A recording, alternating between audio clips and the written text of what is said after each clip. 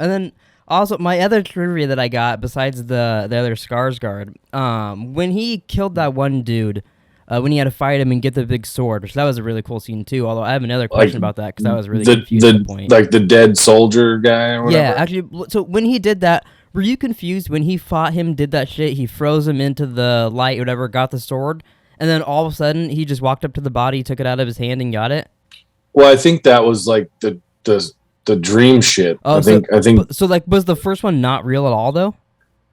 I think it was like he was fighting him in the spiritual world, like. Oh, okay. And then by defeating him in the spiritual world, Then he can basically, yeah, he basically was like, "Oh, I can take the sword now." I think that's the way I interpreted it. I could be completely wrong on that. That makes sense. I was just so lost at that point for that. Yeah. But I actually thought my shit like skipped or something whenever when at that part, because I'm like, wait a minute, I'm like, we were already here. I'm like, I already saw this, but then he just grabs it, so I'm like, yeah, that's the way I took it. I could be wrong, but that's the way I took it. When he beheaded that guy and he took his head and put it by his ass, I saw in the trivia, apparently that was one way they would do it. And like in Game of Thrones, they burn the bodies so they don't come back to life.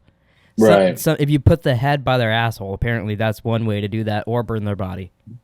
Wow. Yeah, so if you're ever going to murder someone, cut their head off and put it by their asshole, and then they won't come back to get you. According to this movie. According to this movie, at least in the spiritual world. Well, it's funny too, because when after I watched this, I wanted to play Assassin's Creed Valhalla.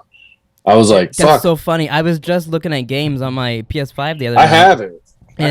I saw that on there for free because I'd signed up for PS Now or whatever it's called, and I really thought about playing that after watching this movie as well. I was looking at that just the other day, and I thought about it. I mean, I know we're doing our Red Dead stuff too, but you should see if we can play that together if cross-platform. I don't know. That's a thing. That could be kind of fun.